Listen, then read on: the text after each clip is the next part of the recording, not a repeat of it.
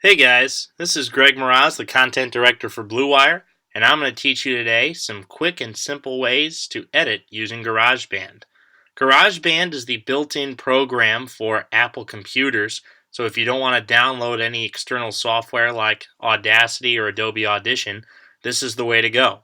When you open up GarageBand, you're going to get to this screen right here, and you're going to want to go with the voice track. It's going to open you up to this screen.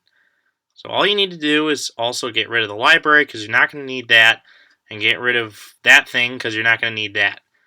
You're going to want to get rid of all of these vocals except for one, and eventually you'll get rid of that. Now to import files into GarageBand, you're going to have to drag them in from whatever source you've downloaded them from. Personally, I have mine downloaded to an external hard drive, so I'm going to go into the Blue Wire folder just to show you guys exactly what we're doing here. And I'm going to go into bumper music because we do have intro and outro music. And I'm just going to drag the Blue Wire intro in here. Now once that's in, I can get rid of this narration vocal track just so as not to confuse you. And we'll bring in a piece of audio as well. So let's go with Coffee House Snunt. And I'm going to bring in Ted's intro from last week. So as you can see right there, it says it's converting. That's because GarageBand has a different format it uses. So now that that's converted, we've got our two tracks here. So let's just play it just to show you how it would look initially. Now I always start off with the intro music for about 5 seconds. GarageBand goes in terms of bars. Just assume that one bar is around 4 seconds. So we're going to hit play. Welcome back to another episode of Coffee House. Okay, it's a little bit quicker than 4 seconds. So just use your best judgment in terms of fading in and out, and it's going to be a lot easier to find time codes once you've actually exported the file. So now that you've got a sense of how the layout looks like, we can show you a couple other features of the layout. This is the horizontal zoom. So this is going to give you really intricate wavelengths here. This is going to show you the entire project. So I usually like to work when I'm editing at least, and I'm trying to get specific cuts, I get as horizontal as possible. If I want to see exactly where in the project I want to go, I get a little bit bigger. So we're going to start off by showing you a couple of other key features of the multi-track view. This is the playhead. Wherever this is, when you hit the space bar, that's exactly where it's going to play from. This will be important a little bit later on. Now, in order to fade music in and out or to work on audio levels, you're going to want to hit this button right here. That's the keyframer. So the keyframer is how you will fade audio levels and be able to adjust things on an audio scale. So we're going to go to the intro, and there goes the keyframe bar. So right now, it stands at 0. And what 0 effectively means is that's how the file was imported. No adjustments necessary. For the intro music, I like to drag it down to around -7.4. Now, if you want to fade, you'll usually fade out over the course of 10 seconds, or rather fade down. I'm going to hit a keyframe right here. So we're going to drag Ted a little bit farther this way. So I'm going to hit a keyframe right here before he starts talking. I'm going to hit another keyframe and then just sort of drag, and you'll see I usually like to get to around -17 once he starts talking. And then eventually we're going to fade the track out entirely. So you'll see right there, that's a different part of the intro song. That's actually our interview music.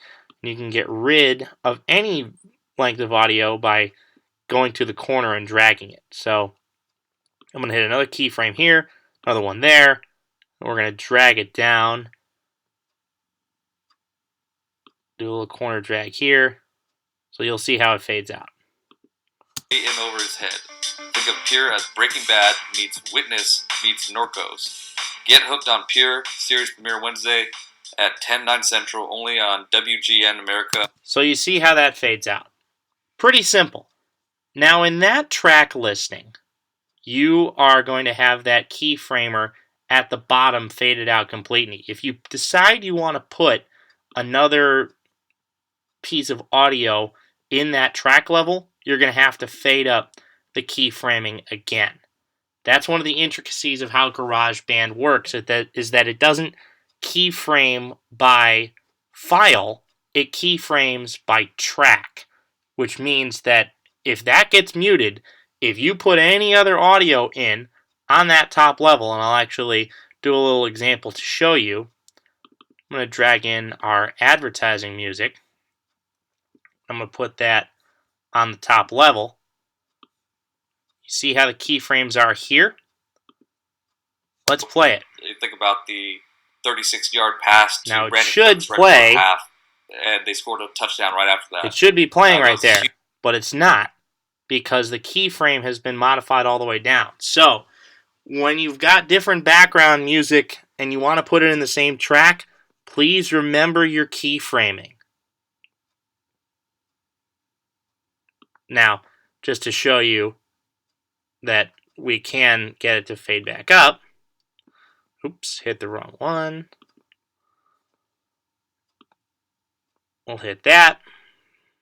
Fade that up. Huge throw, and now you'll hear, we'll just drag it forward. Sebastian made a bunch of great throws on iDrive as well. And then you're going to start to hear it pretty soon. They called a couple boot plays. Pressure was right in his face. Also, if you ever want to mute a track while you're editing, hit that button. So while in GarageBand you can only edit in multi-track view, you can edit on a single track basis just by hitting the mute button on any other track that you might have. Now you can hear how that fades in and out, so we'll drag that keyframe back down here, and just for the sake of this, we'll get rid of that. So now I'm going to show you the other critical aspect. Also, if you don't want to see keyframe view, just take that off, and it's just going to show as regular audio, but you want to make sure that you see keyframe view in. And there you have it. Also important to note, the mute button just mutes how it plays out. It does not mute the track in export. So this is mainly for editing.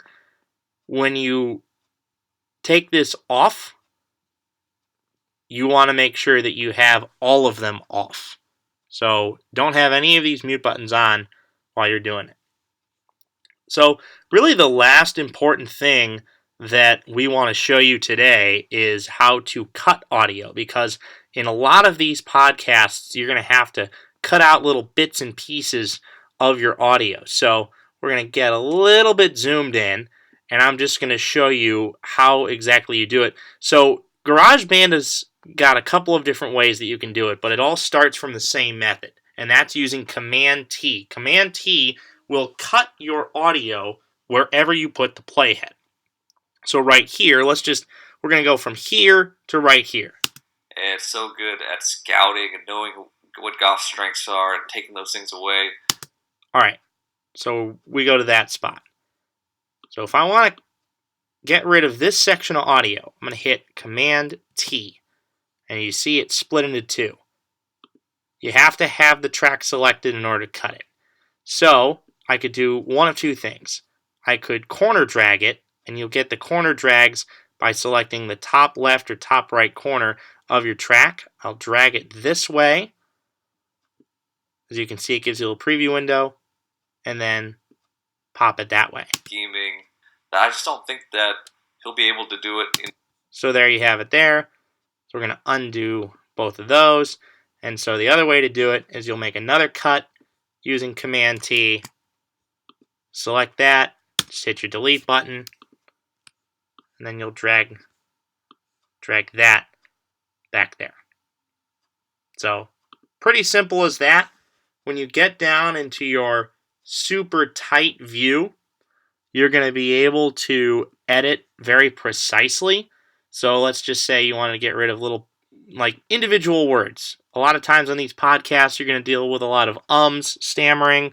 So let's just get rid of one word. I just don't think. So he doesn't think.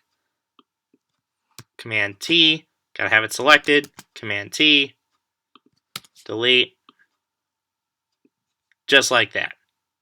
Now, if you want to space out some blank space, you can obviously do that as well. If you're using multiple audio tracks for your podcast, and for those who record with Zencaster, you're going to get hosts on separate tracks. Sometimes that's smart in order to get out the background noise. So you can play around with how you want to lay out your multi-track, but it basically works like that. If you ever want to just get it onto another track, what you're going to want to do is hit File, New Track, and it's going to end up doing this. You're just going to create it. It'll go audio 3. You can reorder it, and then I could actually drag that down to another level if that makes your editing a little bit easier. And then if you want to keyframe it, you'll hit there, and then the keyframe will start to do. If you don't want to keyframe a track and you just want to lower the volume, what you can do is you can just drag that down, and that will drag the master of that track down to minus 6.4 decibels, or however you wish to do it. So now that we've got just an idea of how to edit in the interface, we're going to show you how to export. And first we'll get rid of this library. Exporting in GarageBand is a little bit counterintuitive, just because when you go to File, Save, you can only save the GarageBand project, which, if you like the format in which you use, you can do it that way. But I will show you how to do it. You're going to go Export to Disk from Share. That's really the only way to do it. Export song to disk. You're going to be able to save it to wherever you want. You're going to have 3 different file formats. Please go MP3. I have no idea what AAC or AIFF actually do. You're going to want to go highest quality, just because we're Blue Wire. We are the highest quality. And I'll just save it to whatever fold. We're going to go GarageBand Blue Wire Test. And then you hit export. And so when it goes like this, bouncing, what GarageBand does is it reads the entirety of the track in order to get where you want to go. So that's pretty much it in terms of how you edit with GarageBand. Again, key points: keyframing in terms of your audio levels, Command T, corner drags, and then delete and drag for getting your audio into certain spots. So we're just going to wait until this thing finishes out. And that's pretty much it. And it's going to go through all of these processes, but just trust me, it's going to end up as an MP3. Make sure you reach out to me, greg.mraz@yahoo.com, with any questions that you may have during the editing process. You guys, once you receive my phone number, you can also text me at any time whenever you have any technical questions. Thanks so much for watching this, and we look forward to having you editing a Blue Wire podcast on GarageBand very soon.